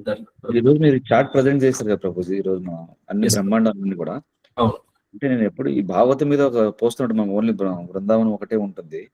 Hmm. I use to see అది ఎక్కడి నుంచి వచ్చిందని చెప్పి నాకు ఇంత అవగాహన లేదు. ఈ రోజు చాలా క్లారిటీ వచ్చింది ఒకటి. ఈ రోజు మీరు చెప్పింది ఏమైనా టీకా ఉంది ప్రభుజీ? ఇంత డీటెయిల్డ్ గా అసలు చాలా డీటెయిల్ గా చెప్పారు మీ క్లాస్ చెప్పడం కూడా. These are the basic things to know everybody ప్రభుజీ. ఇవి ఉండడం వల్ల చాలా అడ్వాంటేజ్ అవుతుంది. ఎవరికైనా చెప్పాలన్నా కానీ వాట్ ఈజ్ ఆర్యులు అనార్యులు కావచ్చు, ఆత్మ పరమాత్మ, బ్రహ్మ నిరాకర బ్రహ్మ పరబ్రహ్మ, ఇవన్నీ కూడా we know the words, but context వచ్చినప్పుడు ఎక్కడ వాడాలనేది క్లారిటీ అనేది మాకు ఇంతకుముందు అంత క్లారిటీ ఉండేది. అన్ని ఒకటే అనే ఆలోచనతో మనం ఉన్నాం వాస్తవం. నేనైతే నాకున్న నాలెడ్జ్ ప్రకారంగా బట్ టుడే మోర్ క్లియర్ అన్నట్టు, it went in to more detail. So దీనికి ఏమైనా పర్టికులర్ ఉందా ప్రభుజీ? ఈ బ్రహ్మాండం అన్నిటి గురించి కూడా ఎక్స్ప్లెయిన్ చేసి మన భాగవతం ఉందా ప్రభుజీ? ఎస్ ప్రభు. ఒకటి బ్రహ్మ సంహిత అనే పుస్తకం ఉంది కదా, అది వచ్చేసి భక్తి సిద్ధాంత మహారాజు రాసిన పుస్తకం అన్నమాట. ఓకే, దాన్ని మన మందిరాల్లో కూడా దొరుకుతుంది. బ్రహ్మ సంహిత పుస్తకం మనం చదువుకోవచ్చు. అది చిన్న పుస్తకమే, మరీ పెద్దగా కూడా ఉండదు. దానిలో ఇంత డీటెయిల్ గా ఉన్నాయి ప్రభుజీ ఈరోజు మీరు డిస్కస్ చేసిన? ఇప్పుడు మీకు చూపించిన చాప్టర్ వచ్చేసి it is based on Brahma Samhita. It is based on Brahma Samhita only. దాన్ని పిక్చర్ ఫామే ఇప్పుడు మీరు చూసిన చాప్టర్. ఓకే, ఇంకోటి ప్రభుజీ, మీరు ఆల్రెడీ ఇంతకుముందు వీడియోస్ ప్రెజెంటేషన్ ఈ భగవద్గీత గురించి ఎవ్రీ శ్లోక ఇంత డీటెయిల్ గా డిస్కస్ చేసిన అన్ని videos available right now? Yes ప్రభు, దే ఆర్ అవైలబుల్. అది మన ఐక్య సత్సంగ అనే ఛానల్లో వచ్చేసి ప్రతి స్పీకర్ కి సంబంధించి ఒక సెపరేట్ ప్లేలిస్ట్ ఉంటుంది అనమాట. ఆ ప్లేలిస్ట్ లో all these things are available Prabhu. Playlist లో ఉన్నాయి ప్రభుజీ? Yes yes. మీరు ప్రతి క్లాసు ప్రతి shloka in Bhagavad Gita you explain in detail same the way we discuss today Prabhuji? Yes Prabhu, every shloka we discuss. హరే shloka after shloka will go. Hari బోల్, హరి బోల్. Thank you. హరే కృష్ణ ప్రభుజీ. అన్ని ఎపిసోడ్స్ లేవు ప్రభుజీ, కొన్ని మిస్ అయినాయి అనిపిస్తుంది ప్లేలిస్ట్ లో. ఐ థింక్ ఉన్నాయి అనుకుంటా మాతాజీ. నారాయణ సోమ్ ప్రభు అన్నీ అప్లోడ్ చేస్తున్నారు. ఒకవేళ స్పెసిఫిక్ గా ఏదైనా మిస్ అయిందని మీకు అనిపిస్తే కనుక నారాయణ సోమ్ ప్రభు మిమ్మల్ని కాంటాక్ట్ అవ్వచ్చా? హరే కృష్ణ ప్రభు. లాస్ట్ 2 months బిఫోర్ ఉన్న క్లాసెస్ లేవు ప్రభు, అవి కూడా మన దగ్గర వీడియో రికార్డింగ్స్ ఉన్నాయి, అవి కూడా అప్లోడ్ చేస్తాం ప్రభు త్వరగా. Please please. Okay Prabhu, thank you. Okay, thank you Prabhuji. Hare Krishna. పుష్కర్ని రాధాదేవిదాస్ Mataji, మీ సందేహాన్ని అడగండి మాతాజీ. హరే కృష్ణ ప్రభు, తను ప్రణామ్. హరే కృష్ణ మాతాజీ, ధన్యవాదాలు మాతాజీ. ప్రభు, మీరు చెప్పిన ఎక్స్ప్లెనేషన్ లో తపోలోకం బ్రహ్మలోకం అనే దాని గురించి వచ్చింది కదా. భూలోకంలో పుట్టిన వ్యక్తి తపోలోకంకి బ్రహ్మలోకంకి ఎప్పుడు వెళ్తారు, అండ్ అక్కడికి వెళ్ళిన తర్వాత వాళ్ళు ఎటువంటి కర్మలు చేస్తారు Prabhu? And of course after that they have to take birth in భూలోకం ఉంది, కానీ ఎటువంటి కార్యాలు చేసిన వాళ్ళు అక్కడికి వెళ్తారు, అండ్ అక్కడికి వెళ్ళిన తర్వాత వాళ్ళు ఏం చేస్తారు అనేది తెలుసుకోవాలి. సో ఏ రకమైన కర్మలు చేసిన వాళ్ళు బ్రహ్మలోకానికి తపోలోకానికి వెళ్తారు. ఒకటి ఆధ్యాత్మికత పరంగా మరి వాళ్ళు కొంచెం బాగా ఉన్నత స్థాయి వ్యక్తులు. ఓకే, ఈ తపోలోకంలో వచ్చేసి ఈ తపస్సులు చేసే ఋషులు ఎక్కువ ఉంటారన్నమాట. ఓకే, ఇంకొకటి ఈ బ్రహ్మలోకానికి వచ్చేసరికి ఒక వ్యక్తి బ్రహ్మచర్యాన్ని పాటించాడు, కానీ ఆధ్యాత్మికత పరంగా అతను పూర్తి స్థాయి అంటే ఒక పూర్తి స్థాయిని అందుకోలేదు. మరి అటువంటి వ్యక్తులు కూడా బ్రహ్మలోకానికి వెళ్తారనమాట. అంటే వాళ్ళు ఏంటంటే they are very near to liberation, కాకపోతే కొద్దిగా దూరంలో ఉన్నారనమాట. అటువంటి వ్యక్తులు అటువంటి లోకానికి వెళ్తారు. అటువంటి ఉర్దూ లోకాల్లో ఆ పై స్థాయి లోకాలకి వీళ్ళు వెళ్తారనమాట. తపోలోకానికి కావచ్చు, బ్రహ్మలోకానికి కావచ్చు. వాళ్ళు చేసుకున్న ఈ సత్కర్మలను బట్టి వాళ్ళు అంటారు. మరి ఎగ్జాక్ట్ గా వాళ్ళు ఏ రకమైన సత్కర్మలు చేసుకుని అక్కడికి వెళ్ళారనేది once I need to check the details. And after taking birth in భూలోక సేమ్ కర్మస్ వాళ్ళు. One more thing I want to clarify. మళ్ళీ భూమి మీద పుట్టాలి కదా అని చెప్పేసి మీరు అడిగారు కదా. ఖచ్చితంగా భూమి మీద పుట్టాలని రూల్ లేదు. ఖచ్చితంగా భూలోకం నుండే ముక్తి అనేది వస్తుందనే రూల్ లేదు. వేరే లోకంలో ఉండి కూడా మరి ఈ ఆధ్యాత్మిక ప్రయాణం ఏదైతే ఉందో దాన్ని పూర్తి చేసి ముక్తిని సాధించవచ్చు. కానీ భూలోకంలో మాత్రమే అది తేలిక. ఎందుకు భూలోకంలో తేలిక? భూలోకంలో వచ్చేసి ఈ కష్టం సుఖం వెనువెంటనే వస్తాయన్నమాట. పైలోకాల్లో పరిస్థితి ఏంటి? పైలోకాల్లో పరిస్థితి ఏంటంటే సుఖాలు ఎక్కువ ఉంటాయి అన్నమాట. ఇక అంత సుఖంలో మనం ఎందుకు ఆ పైలోకాల సంగతి వదిలేసేయండి. ఇప్పుడున్న భూలోకంలోనే మనకి జీవితంలో ఒక్క కష్టం కూడా లేకుండా ప్రతిరోజు సుఖంగా గడిచిపోతూ ఉంటే మనం 16 మాలలు జపం చేస్తామా? మనలో ఎవరైనా 16 మాలలు జపం చేస్తామా? తిరుమల తిరుపతి వెళ్తామా మనం? మనకి ఏ కష్టం లేకుండా నడుస్తున్నాయి. బృందాలు వెళ్తామా? అసలు ఎలా ఇంకా అస్సలు వెళ్ళాం. మనకి ఏ కష్టాలు లేకుండా అన్ని చక్కగా హాయిగా ఉంటే పుణ్యక్షేత్రాలు కూడా వెళ్ళాం. చక్కగా యూరోప్ ట్రిప్ వెళ్ళిపోతాం, లేకపోతే నయగారా వాటర్ ఫాల్స్ చూడడానికి వెళ్తాం. అది మన బుద్ధి. వాస్తవంగా మాట్లాడుకోవాలంటే మనందరి బుద్ధి అదే. మరి అటువంటి అవును, అటువంటిది ఉర్దూ లోకాల్లో వచ్చేసి అక్కడుండే ప్రకృతికి సంబంధించిన విషయాలు వచ్చేసి ఇంకా అందంగా ఉంటాయి. ఇందాక చెప్పుకున్నాం కదా, ఉన్నత శ్రేణి మానవ శరీరాలు అక్కడ ఇంద్రియ భోగానికి సంబంధించిన శక్తి 10,000 రెట్లు ఎక్కువ ఉంటుంది, కొన్ని వేల రెట్లు ఎక్కువ ఉంటుంది అనమాట. ఇక్కడ దొరికే సుఖంతో పోల్చుకుంటే ఆ పైలోకాల్లో సుఖం అనేది కొన్ని వేల రెట్లు ఎక్కువగా ఉంటుంది. మరి అంత సుఖపడే మనకు భగవంతుడు అవసరమా? ఈ రకమైన బుద్ధి మనకు వచ్చేస్తుంది, అవునా కదా?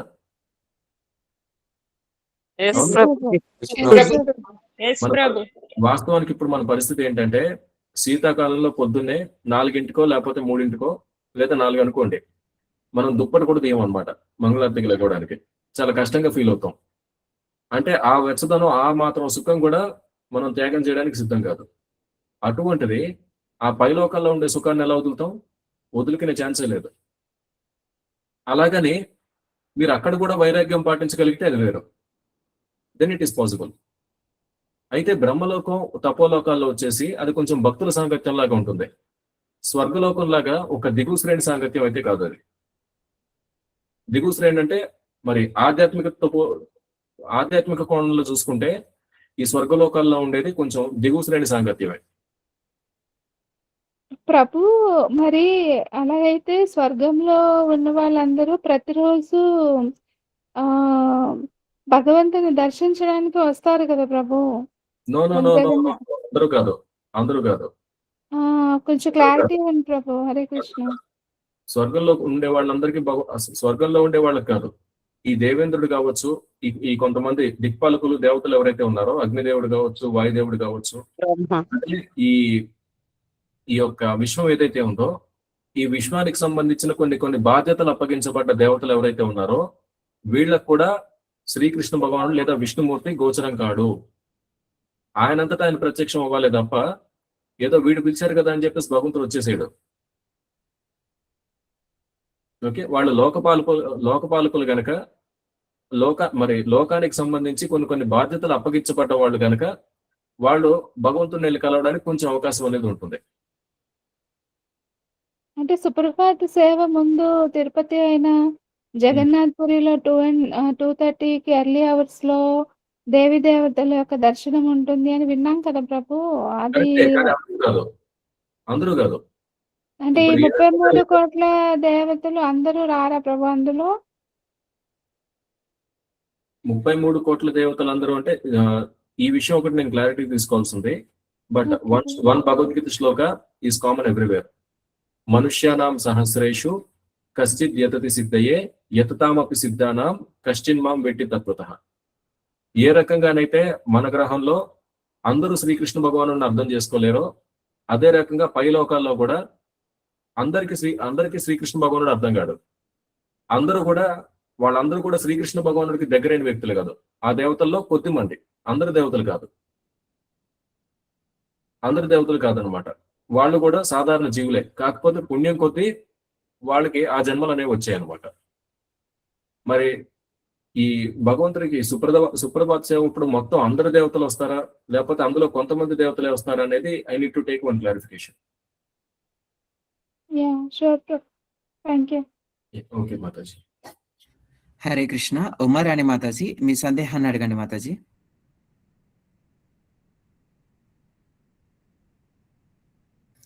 హరే కృష్ణ. ఉమారాణి మాతాజీ. హరే కృష్ణ ప్రభు. ఓకే. హరే హరే కృష్ణ కృష్ణ ప్రభు. మాతాజీ. ధన్యవాదాలు. ధన్యవాదాలు మాతాజీ. ప్రభు మీరు క్లాస్ మధ్యలో ఒకసారి ఇది జనని నశ్వాత్ సంథింగ్ ఏదో శ్లోక భగవద్ శ్రీమద్ భాగవతం రిఫరెన్స్ చెప్పారు కదా ప్రభు. No, no. అంటే జనని ఇది నశ్వాత్ అంటే పిల్లలకి ఎప్పుడైతే మనము ఈ యొక్క మన యొక్క కల్చర్ గురించి నేర్పించకపోతే వాళ్ళని కానీ అర్హత ఉండదు అని మీరు చెప్పారు కదా ప్రభు. అంటే జనరల్ అంటే కల్చర్ గురించి నేర్పించకపోవడం అనేది ఒకటి కదా మాతాజీ. అంటే మన పిల్లల్ని మనం ఈ భవసాగరాన్ని దాటించలేము, లేదా ఈ పిల్లల్ని భవసాగరాన్ని దాటించగలం అనే నమ్మకం మనకు లేకపోతే don't become mother, don't become father. అది శాస్త్రాలు చెప్తుంది. జనని నశ్యాత్ పుత్రో నశ్యాత్ అంటే తండ్రి వద్దు తల్లవద్దు అనేసి. ఓకే మనం నేర్పించాలి. ఓకే ఈ భాగవతం నుంచి ప్రభు. ఇది ఒకసారి నేను చూడాలి. ఇది వచ్చేసి సీనియర్ డివోటీస్ అలాగే ప్రభుపాల్ వారి లెక్చర్స్ లో కూడా ఈ రెండు పదాలు నేను విన్నాను అనమాట. అంటే ఇది శ్లోకంగా చెప్పలేదు, ఇది శ్లోకంగా చెప్పలేదు. మరి ఇది శ్లోకంగా కాకుండా ఏ రకంగా చెప్పారంటే ఈ పదాలుగా చెప్పారనమాట. సంస్కృత పదాలుగా ఈ రెండు విషయాలు చెప్పారు. ఎగ్జాక్ట్ గా ఇది ఎక్కడ ఉందంటే I need to check one sir. Okay Prabhu. Hare Krishna. Sridevi Mataji మీ సందేహాన్ని అడగండి మాతాజీ. హరే కృష్ణ ప్రభు. దండవత్ ప్రణామం ప్రభు. బాగుంది ప్రభు క్లాస్. ప్రభు ఇప్పుడు మహేష్ ధామంలో శివుడు ఉంటారు కదా, అతనితో పాటు కొందరు దేవతలు ఉంటారు. దేవతలు అంటే అతని అనుచరగణం అంతా ఉంటారు. ఇప్పుడు గణపతి వీళ్ళందరూ అక్కడే ఉంటారు కదా ప్రభు. గణపతి అదంతా వాళ్ళందరూ ఉండేది వచ్చేసి ఇక్కడ భౌతిక లోకంలో. దాన్ని క్లోజ్ చేశాను. భౌతిక లోకమా? Yes, I will show.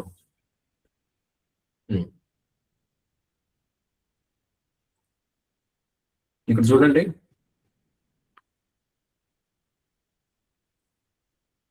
So శివుడు వచ్చేసి ఇక్కడ భౌతిక లోకంలో ఉంటాడు. ఇంకోటి, సో అసలు ఒరిజినల్ గా శివుడు వచ్చేసి సదాశివుడు అనమాట. ఒరిజినల్ గా శివుడు వచ్చేసి సదాశివుడు. ఆ సదాశివుడు అంశలే ఈ భౌతిక లోకంలో ఉండే ఈ రుద్రులు అనమాట. ఓకే, సో మరి ఇక్కడున్న బ్రహ్మాండంలో శివుని పుత్రుడు వచ్చేసి ఈ గణపతి అనమాట. ఈ బ్రహ్మాండంలో మనం ఉన్న బ్రహ్మాండంలో మన దగ్గర ఉన్న పురాణాల ప్రకారం మరి ఈ లోకంలో వచ్చేసి ఈ శివుని పుత్రుడు అనమాట ఈ గణపతి. మరి వేరే లోకాల్లో మరి శివుడికున్న పుత్రులు ఎవరనేది దట్ వీ డోంట్ నో. మనం ఉన్న బ్రహ్మాండం వరకు మనం చెప్పుకోగలం అనమాట. అంటే ఇక్కడ గణపతి ఉన్నాడని చెప్పేసి. మరి వేరే బ్రహ్మాండాల్లో విషయం ఏంటనేది మనకు తెలియదు. అవి తెలియాలంటే ప్రభు అంటే బ్రహ్మాండానికి శాస్త్రాలు కానీ ఇవన్నీ మారిపోతాయా? శాస్త్రాలు మారిపోతాయి అంటే ఒకటి, ఈ భగవద్గీత ఏదైతే ఉందో ఇది మారదు, కానీ పరిస్థితులు మారుతాయి. ఏ రకంగా మారుతాయి అంటే మరి మన ఉన్న బ్రహ్మాండంలో వచ్చేసి చతుర్ముఖ బ్రహ్మ ఉన్నాడు అనమాట. చతుర్ముఖ బ్రహ్మ. మరి ఇతర బ్రహ్మాండాల్లో వచ్చేసి ఎక్కువ తలలు ఉన్న బ్రహ్మదేవులు ఉన్నారనమాట. 100 తలలు ఉన్న బ్రహ్మదేవులు ఉన్నారు, అలాగే 1000 తలలు ఉన్న బ్రహ్మదేవులు కూడా ఉన్నారు. ఇంకొకటి, మన లోకంలో వచ్చేసి దిక్కులు ఎన్ని అంటే ఎన్ని దిక్కులు? ఒక 4 దిక్కులు అని చెప్తాం. ఓకే, మరి వేరే బ్రహ్మాండాల్లో వచ్చేసి 4 కన్నా ఎక్కువ దిక్కులు ఉంటాయి అన్నమాట. మరి 4 కన్నా ఎక్కువ దిక్కులు ఉండడాన్ని మనం ఏ రకంగా ఊహించుకోగలం? మనకున్న బుద్ధికి అది అందదు. మనకున్న బుద్ధికి అది అందదు అనమాట. ఇంకొకటి, పురాణాల సంగతి. పురాణాలు అంటే ఏంటి? భగవంతుడు లీలలు ఏవైతే ఉన్నాయో మరి వాటన్నిటిని ఒక శాస్త్రంగా రాయడం, గ్రంథస్థం చేయడం, అది పురాణం అనమాట. మరి ఆ లోకాల్లో జరిగిన సంఘటనలు ఏవైతే ఉన్నాయో, ఆ లోకాల్లో జరిగిన లీలలు ఏవైతే ఉన్నాయో, మరి ఆ బ్రహ్మాండానికి ఆ పురాణాలు వేరే ఉంటాయి. మనకున్న 4 దిక్కుల ప్రకారం మనకుండే వాస్తు శాస్త్రం ఇవన్నీ ఉన్నాయన్నమాట. మరి ఆ బ్రహ్మాండాల్లో ఉండే శాస్త్రాలు, పరిస్థితులు ఏవైతే ఉన్నాయో వాటి ప్రకారం అక్కడ ఉండే శాస్త్రాలు అక్కడ ఉంటాయి. అది ఏ శాస్త్రమైనా సరే అదంతా ఇచ్చేది ఎవరు? శ్రీకృష్ణ భగవానుడు. వేదైశ్చ సర్వేర్ అహమేవ వేద్య వేదాంతకృత్ వేద విదేవ చాహం. ఈ భగవద్గీత మాత్రం మీరు ఏ బ్రహ్మాండానికి వెళ్ళినా అదే భగవద్గీత. ఏ బ్రహ్మాండానికి వెళ్ళినా సరే భగవద్గీత మాత్రం అదే ఉంటుంది. ఇక ఇతర శాస్త్రాల్లో అక్కడ పరిస్థితులను బట్టి కొంచెం వేరేగా ఉండొచ్చు. ఓకే, హరే కృష్ణ. ప్రభు మరి అలా కృష్ణ ఇక్కడ ఉన్న బ్రహ్మాండాల్లో చాలా సింప్లెస్ట్ బ్రహ్మాండం మందే. 4 దిక్కులు అలాగే 4 ముఖాలు ఉన్న బ్రహ్మ. ఇక మిగిలిన బ్రహ్మాండాలు వచ్చేసి అక్కడ పరిస్థితులు వేరేగా ఉంటాయి అన్నమాట. ఎస్, యా, వనజ మాతాజీ ఏదో అడుగుతున్నారు. ప్రభు అంటే ఇప్పుడు మనం చేసుకునే భక్తి ఆధారంగా గోలోకమే వెళ్ళిపోవాలని ఏమి ఉండదు. వేరే బ్రహ్మాండంలో స్వామి యొక్క సేవ చేసుకునే అవకాశం కూడా దొరుకుతుంది. సో మనం వేరే బ్రహ్మాండంలోకైనా వెళ్ళడం జరుగుతుంది అని కూడా విన్నాం కదా ప్రభు. అంటే స్వామి సర్వీస్ కి డైరెక్ట్ గోలోకం వెళ్ళిపోయే అవకాశం రాకపోయినా అప్పుడు మరి అక్కడ ఉన్న రూల్స్ ప్రకారం అది ఎలా అర్థం చేసుకోవాలి ప్రభు? అంటే రూల్స్ మారిపోతాయని ఇదే ఫస్ట్ టైం వింటున్నాను. రూల్స్ మారుతాయంటే ఏంటి? బేసిక్ రూల్స్ ఎక్కడ మారవు. What is basic rule? Bhagavad Gita. ఏంటి మరి భగవద్గీతలో ఏముంది? రాగద్వేష విముక్తైస్తూ విషయానింద్రియైశ్చరన్ ఆత్మవశ్యేర్ విధేయాత్మ ప్రసాదం అధిగచ్చతి. అంటే ఏంటి దాని అర్థం? ఇక్కడ మీకు ఎన్నో కోట్ల బ్రహ్మాండాలు కనపడుతున్నాయి. వీటిలో మీరు ఏ బ్రహ్మాండానికి వెళ్ళినా ఈ శ్లోకాన్ని పాటించాలి. రాగద్వేష విముక్తైస్తూ విషయానింద్రియైశ్చరన్ అంటే రాగం ద్వేషం వదిలిపెట్టి ఇంద్రియ నిగ్రహాన్ని పాటించాలి. క్రతువుల పరంగా కొన్ని పద్ధతుల పరంగా కొన్ని మార్పులు ఉంటే ఉండొచ్చు, కానీ ఈ భగవద్గీతలో చెప్పబడిన ప్రిన్సిపల్స్ ఏవైతే ఉన్నాయో, భగవద్గీతలో చెప్పబడిన తత్వాలు ఏవైతే ఉన్నాయో అవి మాత్రం మార్పు చెందవు. అందులో ఏ రకమైన మార్పు ఉండదు. ఓకే, ఇక నెక్స్ట్ మీరు ఇందాక ఏదో అన్నారు, మరి భగవంతుడి లీలలు వేరే ఒక బ్రహ్మాండంలో జరుగుతుంటే మనం అక్కడికి వెళ్ళడం అనేది. ఇది వచ్చేసి ఎవరైనా మరి శ్రీకృష్ణ భగవానుడు భక్తి అనేది ఎక్కువగా చేస్తుంటే వాడిని ఒకసారి పరీక్షించడానికి, దగ్గర నుంచి పరీక్షించడానికి భగవంతుడి లీలలు జరుగుతున్న బ్రహ్మాండం ఏదైతే ఉందో అక్కడికి వాడిని షిఫ్ట్ చేస్తారనమాట. అంటే ఒక యూనివర్స్ నుంచి ఇంకో యూనివర్స్ కి పంపిస్తారు. అక్కడ దగ్గరగా వాడిని అబ్జర్వ్ చేస్తారు. అంటే శ్రీకృష్ణ భగవానుడు దగ్గర నుంచి అబ్జర్వ్ చేస్తాడు. దేనికోసం? వీడిని ఇక్కడికి తీసుకెళ్లే ముందు. అయితే మన పరిస్థితి ఏంటి? మన పరిస్థితి కూడా అంతేనా? అంటే మనకి ప్రభుపాద వారు ఉన్నారు కాబట్టి అది రాదు. మనకు వచ్చేసి మన గురువు గారు ఉన్నారు కాబట్టి మన గురువు గారు చెప్పింది మనం బుద్ధిగా చేసుకుంటే మనల్ని ఎక్కడికి తీసుకెళ్లారనేది గురువు గారు చూసుకుంటారు అనమాట. హరి బోల్ జై ప్రభుపాద. ఈ ఆధ్యాత్మిక విషయంలో ఈ ఆధ్యాత్మిక విషయాల్లో మనం సొంత పెత్తనం చూపించుకోకూడదు. పెత్తనం మొత్తం ప్రభుపాద వారి చేతిలో పెట్టాలి. హరి బోల్ హరి బోల్ హరి బోల్ Prabhu. Hare Krishna Prabhu. Can I take last 2 questions Prabhu? Please. Hare Krishna. Vengammani గారు దయచేసి మీ సందేహాన్ని అడగండి.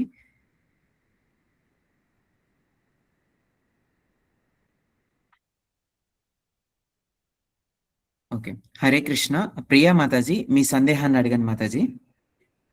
హరే కృష్ణ ప్రభు, దండవత్ ప్రణామం. హరే కృష్ణ మాతాజీ, దండవత్ మాతాజీ. ప్రభు, ఇప్పుడు బ్రహ్మాండం గురించి చెప్పారు కదా ప్రభు, ఒక్కొక్క బ్రహ్మాండంలో ఒక భూలోకమే ఉంటుందా లేదా 100 భూలోకాలు ఉంటాయా ప్రభు? అంటే ఐ మీన్ 1 యూనివర్స్ లో. You opened big Pandora box. Actual గా ఇది చాలా పెద్ద టాపిక్ అన్నమాట. దీని గురించి వచ్చేసి we had some discussion in ఇదేంటి చార్ధామ్ ట్రిప్ లో with one senior devotee we had some discussion. ఇది ఈ మేరు పర్వతం గురించి, ఈ గ్రహాల గురించి నేను రకరకాల డౌట్లు అడిగాను ప్రభునే. రకరకాల డౌట్లు అడిగితే అసలు భూలోకం అంటే ఏంటి ప్రభు? ఇప్పుడు మేరు పర్వతం దగ్గర ఇవన్నీ ఉన్నాయని చెప్పారు, మరి ఈ లోకాలన్నీ ఏంటని చెప్పేసి నేను ఒక డౌట్ అడిగాను. అంటే ఇప్పుడు భూలోకం అంటే ఏంటి ప్రభు? ఈ భూలోకం లాంటి గ్రహాలు ఎన్నో ఉండే లోకమా? అంటే ఈ భూగ్రహం లాంటి గ్రహాలు ఎక్కువ గ్రహాలు ఉండే స్పేస్ ని భూలోకం అంటారా, లేకపోతే ఒక గ్రహాన్ని మాత్రమే భూలోకం అంటారా అని చెప్పేసి అడిగాను అనమాట. సో నాకు వచ్చిన సమాధానం ఏంటంటే ఈ భూమి లాంటి గ్రహాలు ఎన్నో ఉండే స్పేస్ ని భూలోకం అంటారు. So okay. మన అంటే ఇలాంటి ఇండియాలో చాలా ఉంటాయా ప్రభు? ఇలాంటి ఇండియాలంటే అదే ఈ ఏదేంటి ఈ రకంగా ఓకే బ్రో. చాలా ఉంటాయి అన్నమాట. ఓకే. ఓకే. ఎగ్జాక్ట్ గా అది ఇండియా లాగా మన వరల్డ్ మ్యాప్ అంటే మన గ్రహం మీద వరల్డ్ మ్యాప్ ఎలా ఉందో అదే రకంగా వేరే గ్రహాల మీద కూడా ఉంటాయంటే ఉండకపోవచ్చు. Okay same bro. షేప్ లో ఉండకపోవచ్చు. ఓకే. ఓకే. యాహ్! ఇవన్నీ అర్థం కావాలంటే చాలా కష్టం కదా ప్రభుజీ. ఈ విషయాలు వచ్చేసి నిలకడగా నింపాదిగా కూర్చొని చదువుకుంటే తప్పితే అర్థం కావన్నమాట. ఓకే. మేము చదువుకుంటే అస్సలు అర్థం కాదు ప్రభుజీ. మీరు ఎక్స్ప్లెయిన్ చేస్తా ఉంటే కొద్దిగా అర్థమవుతుంది. అదొకటే కాదు. లేదు మాత మీరు ఆఫ్ కోర్స్ సీనియర్ డివోటీస్ అడగవచ్చు, దట్ ఈస్ వన్ థింగ్. రెండోది వచ్చేసి మీరు అదేంటి ఇద్దరు ముగ్గురు కలిసి చదువుకుంటూ ఒకళ్ళతో ఒకళ్ళు డిస్కస్ చేస్తూ ఆ రకంగా కూడా మీరు అర్థం చేసుకోవచ్చు. Like that also it can be done. Prabhu ఇంకొక హంబుల్ రిక్వెస్ట్ ప్రభు. ఎప్పుడైనా వీలుంటే భౌతిక సృష్టి ఎలా జరిగిందనే దాని మీద ఒక క్లాస్ తీసుకోరా ప్రభు? ఎస్ మాతాజీ తీసుకోవచ్చు. కానీ అది ఒక సెషన్ లో మాత్రం అవ్వదు. అవును ప్రభు. వచ్చేసి లాస్ట్ ఇయర్ సాధుసంగ క్లాసెస్ లో వచ్చేసి ఈ సాంఖ్య శాస్త్రం గురించి మనం అదేంటి సెషన్ అనేది తీసుకున్నాం అనమాట. అది అంటే ఈ ఇంద్రియాలు ఎలా ఏర్పడ్డాయి, భౌతిక పదార్థాలన్నీ ఏ రకంగా ఉనికిలోకి వచ్చాయి, వీటి ద్వారా ఈ రకరకాల జీవుల శరీరాలు ఏ రకంగా ఏర్పడ్డాయి, ఈ గ్రహాలు ఈ భౌతిక సృష్టి అంతా ఏ రకంగా మొదలైంది. ఇది దాదాపు last year I think we discussed. ఇదంతా ఆల్మోస్ట్ ఒక 2 నుంచి 3 నెలలు పట్టింది అనమాట. రోజు కొంచెం కొంచెం డిస్కస్ చేస్తాయి. బట్ ఎనీహో దీన్ని మరి అన్ని రోజులు కాకపోయినా కానీ అన్ని నెలలు కాకపోయినా కానీ ఒక 4-5 సెషన్స్ లో మనం ఎక్స్ప్లెయిన్ చేసే ప్రయత్నం చేద్దాం. ఓకే ప్రభు. హరే కృష్ణ. హరే కృష్ణ మాతాజీ. హరే కృష్ణ ప్రభు. ఇంకా వ్యాస పూజ ఎవరైనా కానీ ఇంకా రాసి పంపిన వాళ్ళు దయచేసి పంపండి. హరే కృష్ణ డివోటీస్. మరి మన నారాయణ స్వామి ప్రభు వచ్చేసి ఈ వ్యాస పూజ మీద చాలా ఎఫర్ట్స్ పెట్టారు. అదేంటి ఈ డిజిటైజేషన్ కావచ్చు, అలాగే Prabhu you can do I will do one thing. ఈ మీ మొబైల్ నెంబర్ వచ్చేసి నోట్ ప్యాడ్ మీద రాసి స్క్రీన్ మీద ప్రొజెక్ట్ చేయండి. I will stop presenting. Yes Prabhu. So Narayana Swami Prabhu వచ్చేసి చాలా ఎఫర్ట్స్ పెట్టారు. సో దాదాపు 140 పైగా వ్యాస పూజ ఆఫరింగ్స్ వచ్చాయి. మన వాళ్ళు ఇంకా చాలా మంది రాయలేదు. సో దయచేసి మీరు మీ వ్యాస పూజ ఆఫరింగ్స్ అనేవి రాసి దయచేసి నారాయణ స్వామి ప్రభు పంపించండి. మీరు పేపర్ మీద రాసి దాన్ని మంచిగా ఫోటో తీసి పంపించవచ్చు. దాన్ని డిజిటైజేషన్ చేసే ప్రక్రియ, ప్రూఫ్ రీడింగ్ ప్రక్రియ అంతా అది ప్రభు విల్ టేక్ కేర్. ప్రభు చూసుకుంటారు అనమాట. ఓకే. సో ప్రభు మీరు నోట్ ప్యాడ్ మీద రాసి యూ కెన్ ప్లీజ్ ప్రొజెక్ట్. అలాగే చాట్ లో కూడా ప్రభు నెంబర్ పోస్ట్ చేశారు. సో ఆ నెంబర్ వచ్చేసి మీరు నోట్ చేసుకోండి. సో ఎవరైనా వ్యాస పూజ ఇంకా రాయనట్లయితే కనుక దయచేసి మీరు వ్యాస పూజను రాసి ప్రభుకు పంపించండి. ఓకే. సో ఇప్పుడు దీన్ని మీరు స్క్రీన్ షాట్ తీసుకోవచ్చు, లేదా పేపర్ మీద రాసుకోవచ్చు, లేదా వేరే మొబైల్ ఫోన్ లో నోట్ చేసుకోవచ్చు. Anything can be done. Okay. ఇకపోతే పూరి మాయాపూర్ ట్రిప్ వచ్చేసి మోస్ట్లీ ఈ రోజు నైట్ కానీ లేకపోతే రేపు మార్నింగ్ కానీ we'll announce. Okay. Just 1-2 items are pending. వాటిని ఫైనలైజ్ చేసే పనిలో ఉన్నాం అనమాట. ప్రభు. సో వాస్తవానికి అసలు ఇప్పుడే చేద్దాం అనుకున్నాను, కానీ సంభవ్ ఆ ఒక్క పని పూర్తవలేదు అనమాట. 1 discussion is pending. Okay. Okay Prabhu. 50 years దాటిన వాళ్ళు యాత్రకు రాకూడదా మాతాజీ? 50 ఇయర్స్ దాటిన వాళ్ళు యాత్రకు రాకూడదా మాతాజీ? అసలు యాత్రకు సంబంధించి ఇంకా అనౌన్స్మెంట్ ఏం చేయలేదు. అప్పుడే ఇవన్నీ ఎలా వచ్చాయి? ఇంతకు ముందు అన్నారులేండి ప్రభు, వేరే అందుకు అడిగినాను. ఓకే. అంటే మరి మా అమ్మాయికి సెలవులు ఇవ్వరు, అది చెప్తే ఆ టయానికి ఇది కావడానికి ప్రభు అట్లా రాకూడదా అని అడుగుతున్నా. అంటే మరీ వయసు పైపడ్డ వాళ్ళు ఏంటంటే ట్రిప్ కొంచెం అనేది ఈ లాంగ్ ట్రిప్స్ అనేవి కొంచెం రఫ్ గా ఉంటాయి అనమాట. గోవర్ధన్ పరిక్రమ కావచ్చు, మామూలుగా ప్రభు వచ్చారు, ప్రభు ఏజ్ చాలా ఎక్కువ, కానీ ఆయన వాళ్ళు నడవగలరు, వాళ్ళు అన్ని చేసుకోగలరు అనమాట. సో కాబట్టి వాళ్ళు వచ్చిన ప్రాబ్లం లేదు. ఎవరికైతే ఆరోగ్యం మరీ బాగోలేదో, లేకపోతే ఎవరైతే వయసు పైబడి కొంచెం నడవడం ఇది ఇబ్బందిగా ఉన్న వాళ్ళు, మరి వాళ్ళు వచ్చేసి చిన్న ట్రిప్పులకి రావచ్చు. ఈ పెద్ద ట్రిప్పుల్లో ఏంటంటే కొంచెం ఇబ్బందులు పడతారు అనమాట. Okay Prabhu. For that will have some separate discussion and meeting. Okay Prabhu. Hare Krishna. ప్రణామం. ప్రణామం మాతాజీ. పూరి జగన్నాథ్పూర్కి ఇబ్బంది లేదు కదా ప్రభు, పరిక్రమణ ఎక్కువ ఉండదు కదా. ఏముండదు ప్రభు, కాకపోతే కొంచెం నడక అనేది ఉంటుంది. ఉంటుంది లైట్ గా. ఓకే, సో ఉంటుంది ప్రభు. మాతాజీ అమౌంట్ ఎంత ఉంటుంది ప్రభు? మాతాజీ అదంతా నేను సపరేట్ మీటింగ్ లో మొత్తం చెప్తాను Prabhu. Hare Krishna Prabhu, thanks for enlightening us Prabhu. Thank you so much Prabhu. Okay, Hare Krishna Prabhu, thank you very much. Shri Shri Radha Govind కి జై.